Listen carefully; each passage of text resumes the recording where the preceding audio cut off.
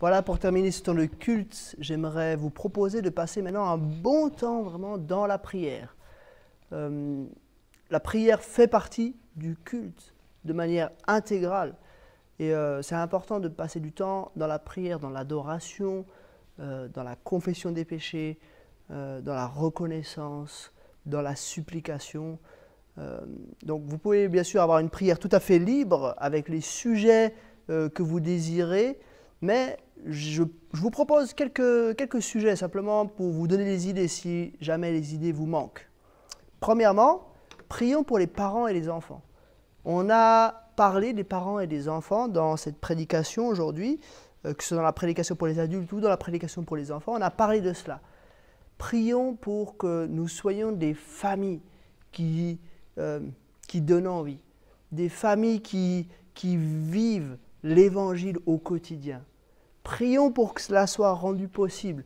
Même si peut-être dans certaines familles, ce n'est pas le cas actuellement, prions que ça puisse être toujours plus le cas. Prions pour qu'on puisse toujours plus progresser dans ce domaine-là. Deuxièmement, je vous propose que nous prions pour ceux qui souffrent. On est dans une période d'épidémie, une période particulière. Il y a des souffrances particulières qui s'expriment. Il y a des gens qui souffrent de la maladie. Je ne sais pas vous, mais moi, dans mon entourage, j'ai plusieurs personnes qui souffrent actuellement du coronavirus. Et ça a l'air d'être quand même assez sérieux. C'est des gens qui souffrent vraiment. À cela s'ajoute l'angoisse. Il y a une angoisse parce qu'on ne sait pas trop ce que c'est cette maladie, on ne sait pas trop quelle est son intensité, combien de temps ça va durer, les problèmes peut-être financiers que ça peut causer, et toutes ces choses-là. Il y a une angoisse qui est là. Troisième type de souffrance, il y a l'isolement. Il y a des personnes qui sont seules chez elles, qui n'ont plus de contact avec d'autres, et ça peut être dur de vivre ça. Quatrième type de souffrance, il y a des personnes qui peut-être ont perdu des bien-aimés, des êtres chers. C'est une souffrance terrible d'avoir perdu quelqu'un. Donc on va prier pour ces personnes-là. Et je ne vous encourage pas juste à prier de manière large pour ceux qui souffrent de manière générale, vous pouvez le faire, mais aussi à cibler des personnes en particulier dans vos entourages.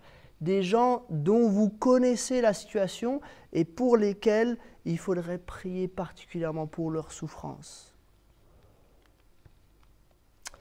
Entre parenthèses, pour les personnes qui souffrent, pas uniquement en lien avec l'épidémie. Il ne faudrait pas qu'on oublie, à cause de cette épidémie, des gens qui souffrent peut-être depuis des années d'une autre souffrance. On peut aussi prier pour ces personnes-là. Troisième chose, on peut prier spécialement pour le corps médical.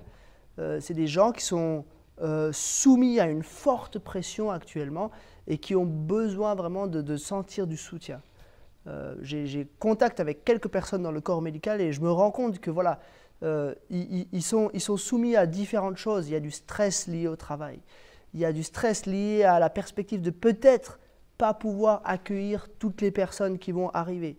Il y a du stress de pouvoir peut-être au travers de leur travail contracter eux-mêmes la maladie. Enfin bref, c'est pas facile. Et je crois que là, c'est important que l'Église se lève pour prier pour le corps médical. Si vous connaissez des gens dans l'Église ou ailleurs, des connaissances qui sont dans le corps médical, priez pour ces gens-là en particulier. Prions vraiment pour le corps médical. Mais pas que. Prions aussi pour les corps enseignants et le corps enseignant et le corps de police. Les enseignants sont un petit peu dans un casse-tête actuellement. Ils essayent de complètement changer. Apparemment, ça fait 90 ans qu'il n'y a pas eu une annulation au niveau scolaire en Suisse pour une période aussi longue. Donc ça fait 90 ans que personne n'a réfléchi vraiment profondément à cette éventualité-là. Donc tout d'un coup, il y a des gens qui doivent revoir leur programme, qui doivent envisager des moyens alternatifs d'enseigner, qui doivent complètement chambouler leur métier habituel pour pouvoir continuer d'enseigner les jeunes, les enfants. Donc prions pour les enseignants. Prions, si vous connaissez des enseignants, priez pour eux en particulier. Prions aussi pour la police. Ils sont soumis à une pression croissante, surtout ces derniers jours. Avec le confinement, on voit de l'opposition qui commence à naître. On voit des gens qui ne veulent pas obéir à ce qui est demandé. prions pour la police. Et si vous connaissez là aussi des gens dans la police, priez particulièrement pour ces personnes. Et finalement, prions pour notre Église. Prions pour l'Église que nous fréquentons, même si on ne la fréquente plus. Mais prions que l'unité puisse rester, puisse grandir. Prions pour que cette épreuve fasse que notre Église ressorte plus forte, plus unie, plus aimante, plus capable encore de témoigner qu'elle ne l'était auparavant. Voilà, c'est quelques sujets de prière. Ce que je vous suggère maintenant, c'est de mettre pause. Comme ça, ils restent affichés, vous les avez à l'écran. Et puis, vous pouvez prier pour ces sujets. Et puis voilà, après quelques temps, une fois que vous aurez bien pris le temps de prier pour ces différents sujets ou d'autres qui vous viendraient à l'esprit, vous pourrez conclure ce moment de culte avec les 2 chants qui arriveront après.